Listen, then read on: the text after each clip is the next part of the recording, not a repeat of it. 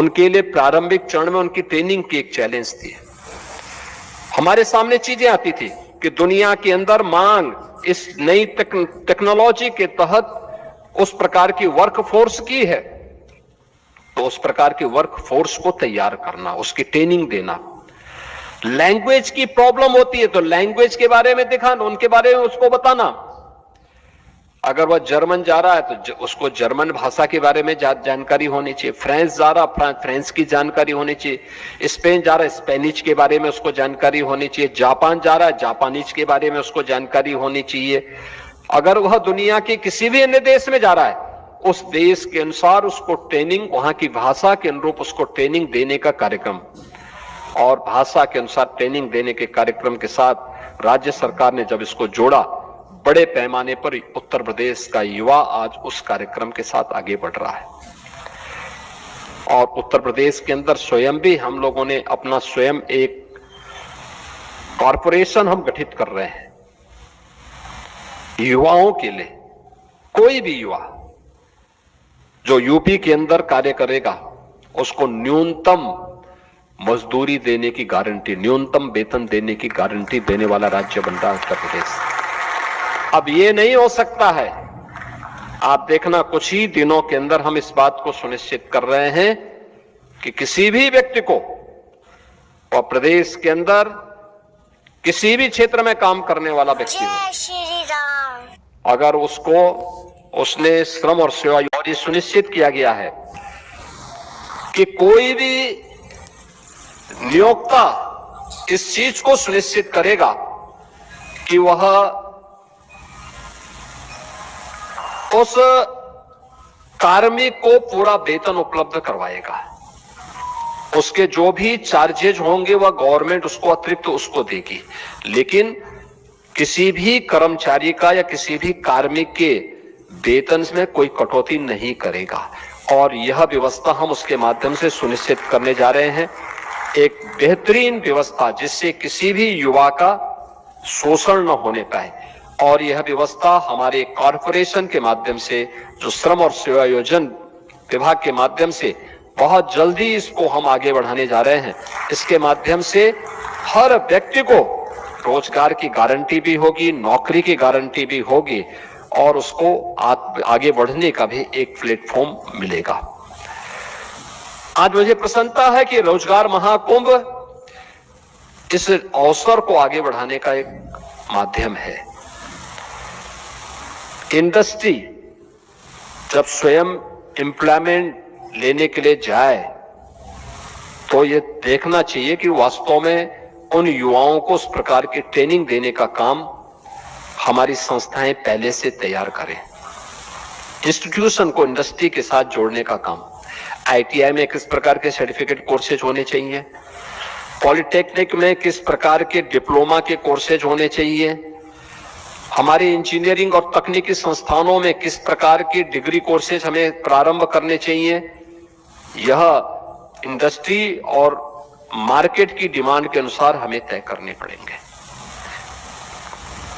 अगर मार्केट की demand artificial intelligence, internet of things, drone technology और रोबोटिक की है तो हम उसके अनुसार ट्रेनिंग दें।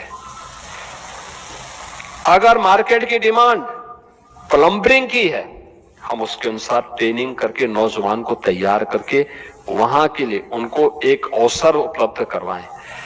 हर टेक्नोलॉजी हमेशा एक जैसी नहीं रहेगी, उस समय के अनुरूप बदलेगी, समाज की मांग के अनुरूप बदलेगी। हमें उसके अनुरूप अपने आप को अपडेट करना होगा। एक तरफ ये, दूसरी तरफ प्रदेश के अंदर यह भी सुनिश्चित किया गया है, आज आपने देखा होगा हमने कुछ यहां पर बहुत सारे अन्य कार्यक्रमों को, पोर्टल को आज यहां पे लॉन्च किया है। खासतौर पर श्रम न्याय सेतु पोर्टल का भी शुभारंभ हुआ है। आपने देखा होगा पोर्टल में श्रमिकों के लिए त्वरित और पारदर्शी न्याय की व्यवस्था है। श्रम विवादों के ऑनलाइन शीघ्र समाधान की भी व्यवस्था की गई है। न्यायिक प्रक्रिया में डिजिटलीकरण से उसको और सुगम बनाने का भी प्रयास किया गया है। विवाद निपटारे में दक्षता और समय का भी उसको पाबंद किया गया, टाइम बाउंड किया गया है। श्रम अधिकारों से जुड़ी हुई सेवाओं को 24 घंटे उपलब्ध करवाया गया है और पारदर्शी एवं जवाबदेह व्यवस्था की स्थापना उसके माध्यम से। हमें याद रखना होगा कि उद्यम चलेंगे तो श्रमिक को रोजगार मिलेगा। उद्यम चलने चाहिए, ये शर्त है, लेकिन श्रमिक का शोषण भी नहीं होना चाहिए, यह भी उसके साथ आवश्यक है। इसकी जवाबदेही भी सुनिश्चित की गई है। अटल आवासीय विद्यालय को उसकी इंटीग्रेटेड मॉनिटरिंग सिस्टम को भी आज एक पोर्टल के साथ जोड़ा गया है। अटल आवासीय विद्यालय, ये आवासीय विद्यालय हैं बीओसी बोर्ड से जुड़े हुए श्रमिकों के बच्चों के लिए निःशुल्क अत्याधुनिक शिक्षा के लिए। याद करना कि श्रमिक काम तो करता था, अपना पसीना बहाता था, जिसके श्रम से भवन इतना बड़ा बनता है, उसकी दुर्दशा आप देखते होंगे। जो दूसरों के लिए घर बनाता है, दूसरों के सिर को ढकने के लिए छत देता है, वह स्वयं बिना छत के खुले आसमान में रहने के लिए मजबूर होता था। उसके बच्चे नहीं पढ़ पाते थे। जो दूसरों के पढ़ने के लिए स्कूल बनाता था, दूसरों के बच्चों के लिए पढ़ने के लिए स्कूल बनाता था, उसके स्वयं के बच्चे नहीं पढ़ पाते थे। ये पीड़ा प्रधानमंत्री जी की थी कि देखो उन लोगों के लिए कुछ किया जाना चाहिए। और मैं धन्यवाद दूंगा श्रम और सेवा योजन मंत्रालय को कि उन्होंने प्रदेश के अंदर पहले चरण में 18 ऐसे आवासीय विद्यालय, जहां पे हम बीओसी बोर्ड से जुड़े हुए उन बच्चों को लेके आते हैं, उनके बच्चों को लेके आते हैं और उनको फिर 18,000 बच्चों को एक साथ इन आवासीय विद्यालयों में लॉजिंग फूडिंग की सुविधा देकर उनके रहने की, उनकी खाने की, उनकी उत्तम शिक्षा की, अत्याधुनिक शिक्षा की व्यवस्था की गई है। और मेरा मानना है कि अटल आवासीय विद्यालय का जितना बेहतरीन इंफ्रास्ट्रक्चर आज के दिन पर उत्तर प्रदेश के अंदर है, उत्तर प्रदेश के अंदर अन्य किसी विद्यालय का उतना अच्छा इंफ्रास्ट्रक्चर नहीं होगा, कि दोनों का हित एक दूसरे से जुड़ा हुआ है।